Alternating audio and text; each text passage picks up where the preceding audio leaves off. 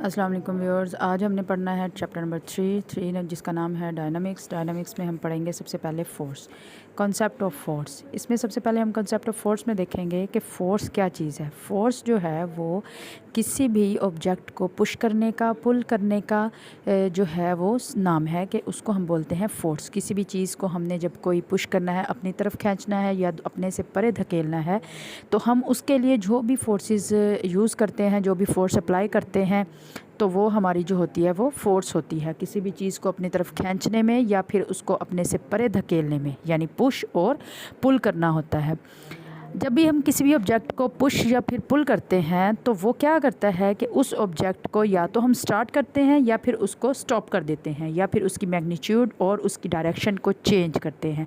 अगर हम किसी भी ऑब्जेक्ट को मूव करेंगे, उसको पुल करेंगे, उसको पुश करेंगे, तो उसका कोई ना कोई मकसद ज़रूर होता है। तो उसको या तो हम उस ऑब्जेक्ट को या तो हम स्टार्ट कर रहे हैं कि उसकी उसकी मोशन स्टार्ट कर रहे हैं या उसकी मूवमेंट को स्टॉप कर रहे हैं, या फिर हम उसकी मैग्नीट्यूड या हम उसकी डायरेक्शन को चेंज कर रहे होते हैं with the velocity of a body. ठीक है, जब भी हम किसी भी ऑब्जेक्ट पर फोर्स अप्लाई करते हैं तो उसकी डिफरेंट जो है वो टाइप्स हो सकती हैं, डिफरेंट तरह की उसकी जो है वो क्वांटिटी हो सकती है, डिफरेंट तरह की उसकी जो है वो हम फोर्सेस अप्लाई करते हैं। डिपेंड करता है कि हम अपनी जो डेली लाइफ है या डेली रूटीन है उसमें हम कौन सी जो है वो फोर्सेस यूज़ कर रहे हैं। जैसा कि हम सारा दिन जो है वो जो भी छोटे छोटे से काम करते हैं, हम उन सब में जो है वो फोर्स यूज़ करते हैं। तो फॉर एग्ज़ाम्पल हम देख लेते हैं कि जैसे ही हमने कोई डोर ओपन करते हैं तो उसके लिए भी हम जो है वो फ़ोर्स लगाते हैं। कैसे? जब हम जो डोर है उसको पुश करते हैं या पुल करते हैं तो हमारी फ़ोर्स उसमें लगती है, तो इसको हम कहते हैं कि हमने इसमें फ़ोर्स यूज़ की है। इसी तरह इसके यहाँ पर फोर्सेस जो है वो फोर्सेस की बहुत सारी एग्जांपल्स दी गई हैं, जिनमें से एक जो एग्जांपल है आपको पिक्चर में भी नज़र आ रही है कि एक जो है वो मज़दूर है, एक आदमी है, एक पर्सन है जो कि अपनी हाथ की रेडी जिसमें हम सामान को लोड करते हैं, कोई भी इसमें हम जो है वो आइटम डाल सकते हैं, रेत है, मिट्टी है या ईंटें हैं या जो भी कोई चीज़ है, कचरा है, हम कोई भी चीज़ जो है वो इसमें ईज़िली हम इसमें डाल कर एक जगह से दूसरी जगह मूव करवा सकते हैं। ठीक है, तो यहाँ पर एग्जांपल दी गई है कि एक पर्सन है जो कि मूव कर रहा है व्हील बैरो को कुछ सामान के साथ, उसके पास लोड है। अब जो मैन है, जो पर्सन है, वो अप्लाई कर रहा है फोर्स। जब वो उस व्हील बैरो को उठाता है तब भी वो फोर्स लगा रहा है, जब उसको वो एक जगह से दूसरी जगह लेकर जा रहा है तब भी वो फोर्स लगा रहा है। लेकिन वो जो हैंडल्स हैं उन पर फोर्स जो डिफरेंट अमाउंट की लग रही है, डिफरेंट टाइप्स की लग रही है। ठीक है, वो डिपेंड करता है वो कॉर्नर पे उसको बेंड कर रहा है, उसको स्ट्रेट लेके जा रहा है। तो इस तरह जो है वो डिफरेंट एक्टिविटीज़ जो हम डेली रूटीन में करते हैं उसमें हम जो है वो फोर्सेस को यूज़ करते हैं।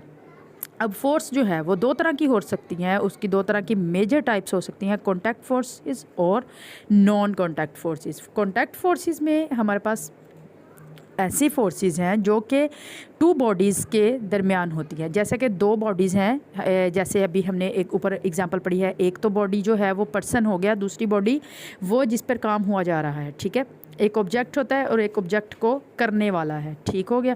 अब जो हमारे पास कॉन्टैक्ट फोर्सेस हैं इसमें दो बॉडीज़ होंगी। ठीक है, वो उन दो बॉडीज़ में के दरमियान जो फोर्स अप्लाई होगी उसको हम कॉन्टैक्ट फोर्सेस कहेंगे। उन बॉडीज़ के दरमियान जो कॉन्टैक्ट करते हुए जो फोर्सेस अप्लाई होंगी उनको हम कॉन्टैक्ट फोर्सेस कहते हैं। और ऐसी फोर्सेस जो दो बॉडीज़ के दरमियान तो होती हैं लेकिन बग़ैर उनको टच किए हुए, बग़ैर उनके कॉन्टैक्ट से, तो उनको हम नॉन कॉन्टैक्ट फोर्सेस बोलते हैं। ठीक, अब कॉन्टैक्ट फोर्सेस की बात कर लेते हैं। कॉन्टैक्ट फोर्सेस एक ऐसी फोर्स है जो कि एक ऑब्जेक्ट जो है उस पर लगाई जाती है। जो अब कोई ऑब्जेक्ट है किसी भी सरफेस पे रखा हुआ है, फॉर एग्ज़ाम्पल मैं आपको यहाँ पे एग्ज़ाम्पल दूंगी। हमारे पास एक टेबल पर बुक पड़ी है। ठीक है, अगर वो टेबल पर बुक पड़ी है तो वो जो टेबल की सरफेस के ऊपर फोर्स लग रही है जिसने उसको सपोर्ट किया हुआ है, तो वो सपोर्ट कर रही है कॉन्टैक्ट फोर्सेस को, वो उसको सपोर्ट कर रही है बुक को कि उसका वज़न उठाया हुआ है। ठीक है, जो कॉन्टैक्ट फोर्सेस होती हैं वो बुक, अब ये जो बुक है ये टेबल के ऊपर पड़ी है, यानी एक बॉडी तो हमारे पास ये बुक होगी, दूसरी बॉडी हमारे पास ये टेबल हो गया है। तो इन दो बॉडीज़ के दरमियान कॉन्टैक्ट है, कनेक्शन है। इनका कॉन्टैक्ट होने के आपस में की वजह से, इनका आपस के में टच होने की वजह से ये कहलाती हैं कॉन्टैक्ट फोर्सेस। ठीक है। अगर तो ये दो बॉडीज़ ऐसे होती और बग़ैर एक दूसरे के कॉन्टैक्ट से एक दूसरे की तरफ यानी फोर्सेस अप्लाई कर रही होती तो वो होती नॉन कॉन्टैक्ट फोर्सेस। लेकिन अभी हम बात कर रहे हैं कॉन्टैक्ट फोर्सेस की, तो यहाँ पर हम कॉन्टैक्ट फोर्सेस की बात कर रहे हैं, तो इसलिए हम कहेंगे कि एक ऐसा ऑब्जेक्ट जो कि दूसरे ऑब्जेक्ट के ऊपर पड़ा है, ठीक है, दो बॉडीज़ हैं और वो आपस में एक पॉइंट पर कॉन्टैक्ट में हैं, चाहे वो पूरी की पूरी कांटेक्ट में है, चाहे वो एक पॉइंट पे कांटेक्ट में है, तो ऐसी फोर्सेस को हम कांटेक्ट फोर्सेस कहते हैं। यहाँ पर हमारे पास कांटेक्ट फोर्सेस की बहुत सारी एग्जांपल्स हैं। कांटेक्ट फोर्सेस को हम अप्लाइड फोर्सेस भी कहते हैं, कि जो कि फोर्सेस अप्लाई की जाती हैं उनको हम कांटेक्ट फोर्सेस कहते हैं। हमारे पास बहुत सारी एग्जांपल्स हैं नीचे, जैसा कि सबसे पहले आ जाती है फ्रिक्शन। फ्रिक्शन क्या है? फ्रिक्शन हमारे पास ऐसी फोर्स है जो कि किसी भी मूवमेंट को किसी भी ऑब्जेक्ट की एक सरफेस को, ठीक है, मूव करवाती है और दूसरी सब्जेक्ट की जो हमारे पास दूसरा ऑब्जेक्ट है उसकी सरफेस के ऊपर कांटेक्ट में आ जाती है, ठीक है।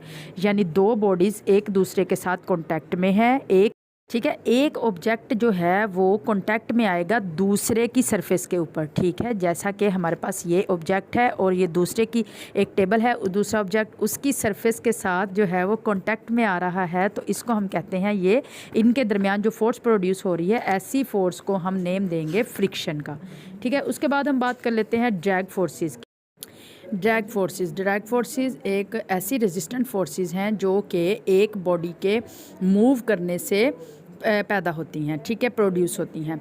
अब वो जो बॉडी है वो मूव कर रही है वो थ्रू द फ्लूइड होनी चाहिए, और इसका एक ये होता है कि ये ऑपोजिट टू द दूसरे ऑब्जेक्ट के ऑपोजिट मूव करती है, ठीक है। अगर एक ऑब्जेक्ट जो है वो राइट जा रहा है तो दूसरे ने जो फोर्सेस अप्लाई करेंगे वो लेफ़्ट की तरफ करेंगे, तो ये ऑपोजिट डायरेक्शन में एक दूसरे के साथ अट्रैक्ट करती हैं। जैसा कि फ्लूइड के अंदर जो बॉडी मूव कर रही है, जो मोशन हो रही है, जो फ्लूइड के सराउंडिंग में जो दूसरी बॉडी होगी वो उसके ऑपोजिट मूव करेगी। नेक्स्ट बात करते हैं थ्रस्ट की।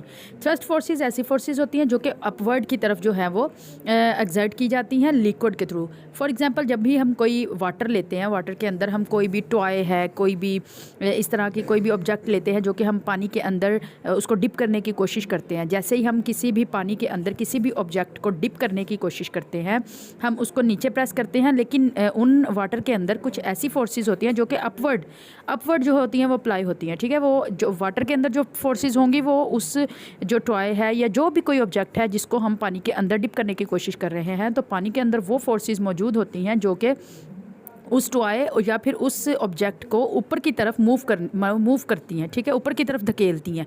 ऐसी फोर्सेस को हम थ्रस्ट फोर्सेस कहते हैं।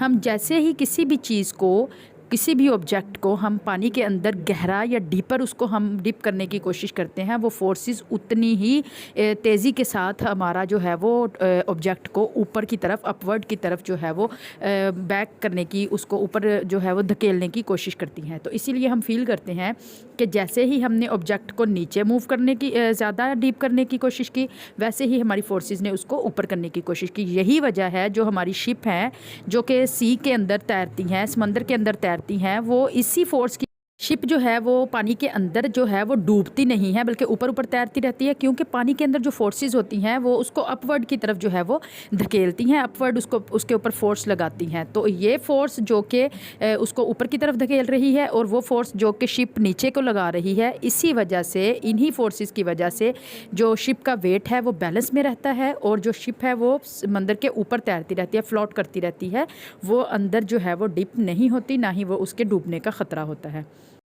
अब हमने क्या कहा है कि नॉर्मल फ़ोर्स कौन सी फ़ोर्स होती हैं? वो फ़ोर्स जो कि रिएक्ट करती हैं अगर हम कोई भी ऑब्जेक्ट किसी भी चीज़ के ऊपर रखेंगे।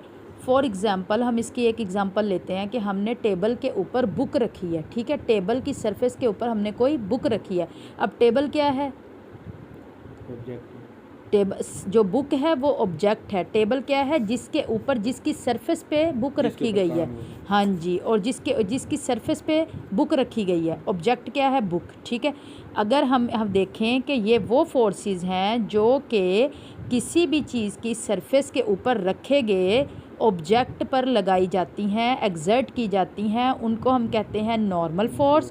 और ये नॉर्मल फोर्स जो होती हैं ये आउटवर्ड होती हैं या फिर परपेंडिकुलर होती हैं उस सरफेस के जिसके ऊपर ऑब्जेक्ट पड़ा है, ठीक है, उस सरफेस के परपेंडिकुलर होती हैं या फिर ये बाहर की तरफ होती हैं, आउटवर्ड होती हैं।